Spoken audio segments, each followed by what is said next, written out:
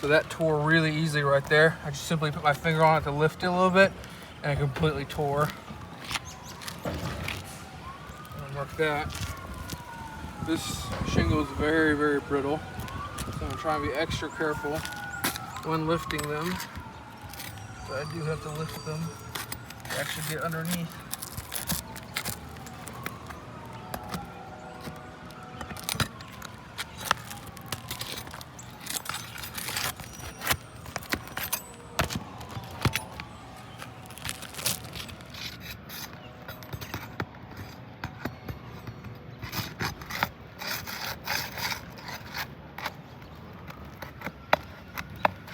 Some of these nails are hidden.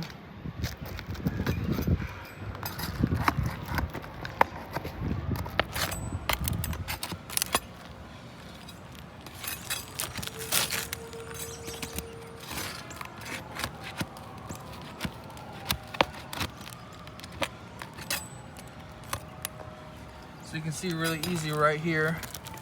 There's a fastener pull through. The nail's actually underneath. There we go, underneath the shingle, so it pulled through, tore again.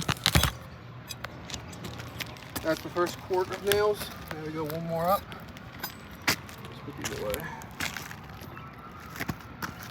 Yeah, there we go, one more.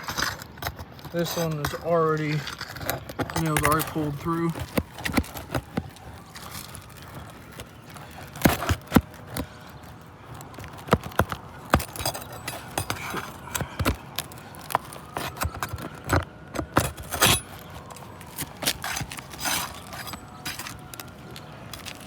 That was actually still in the same quart. That's an extra nail.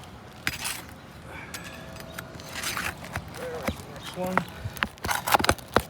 And it tore through again. It's gonna be a little hard to see, but the shingle is already loose right there. The nail tore through. Again, this shingle is very fragile, very brittle.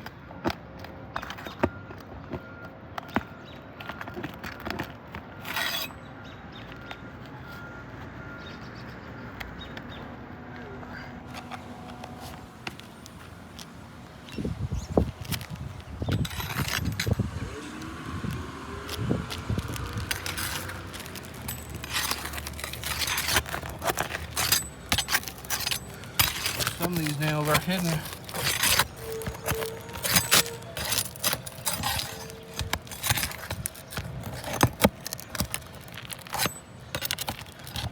That one also tore through.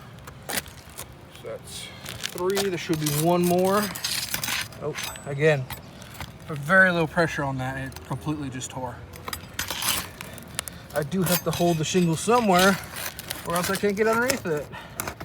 Yeah, you can see right here, there's the nail, and it's already torn through. So, let's see. Oh, I was hoping that was already gonna be loose enough. Let's try this a different way.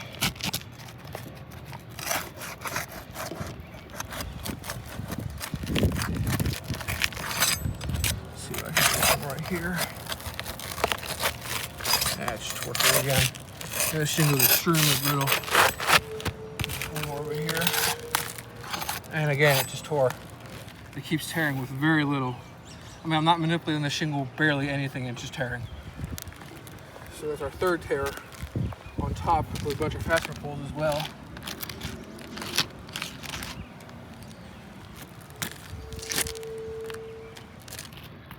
So I'm gonna go like this. Go. Oh, look at that. It tore by me pulling it out. There's a tear right there. It should not tear like that. The shingle is way too brittle. And then while it's looking at it, we can see some, here's a really good example of how it just tore through the shingle. There's a big old hole right there as well. Obviously we have a tear right there. Here's a good hole. That's how the hole is supposed to look. Just a simple, clean little hole. But that one's not bad. This one right here tore through. Can't really mark that because of the plastic. Here it completely just tore off. This hole isn't bad either. And here's another tear, presumably from a nail that was installed incorrectly, as it is way too high. Here's another really good example. You can see how it just tore through that shingle. Here's some clean nail holes.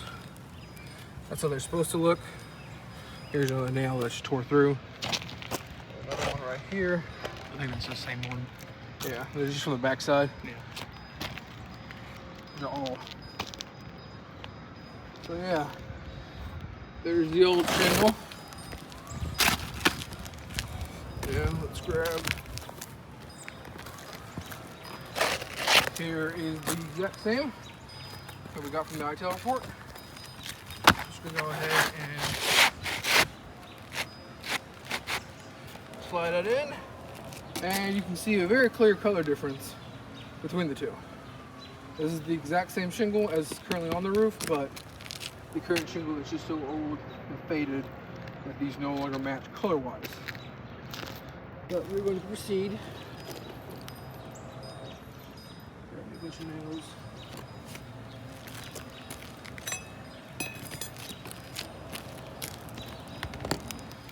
This here is a roof snaking or roof snake tool, very commonly used by or recommended by all the insurances. Yeah.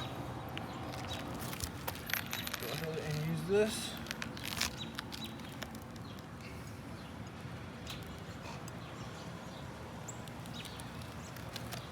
So we're just going to install like we took out. So there should be 4 quarts of nails in this level and 4 in here, so 8 total. The proper way to install nails is right above the glue line. It slipped off.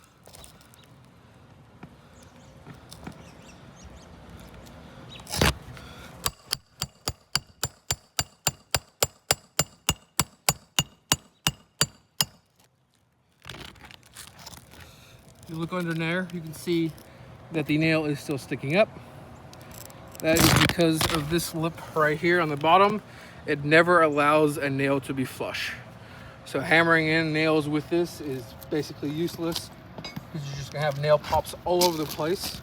So I do have to go back, manipulate the shingle enough, it just tears completely. It just tore even worse. It just tore off now. But in order to, I'll try and be as gentle as I can, but I do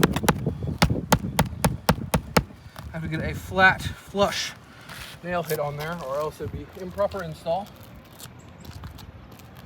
I'm just gonna go along the line, kind of do the same thing.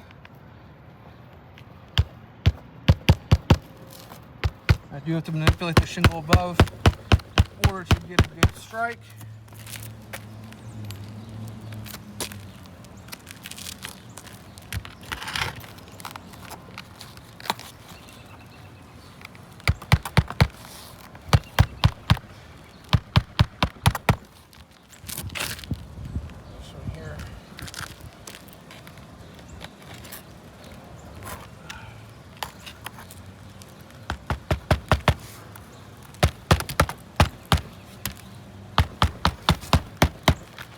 First quart, then we're going to move up to the second one. Kind of just the same process.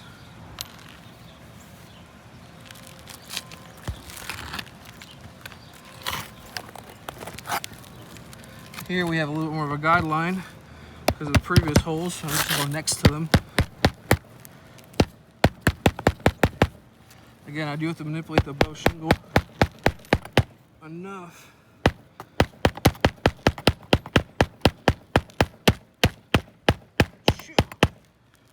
And it tore again.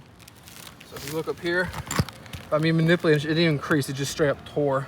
Not only did it tear this shingle, it tore this one right here. So there's now 2 tears and 2 different shingles above it. And the nail still isn't even in all the way. So I do have to go back and just completely tore. Tore right through.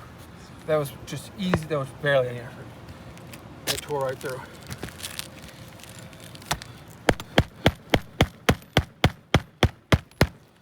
Go.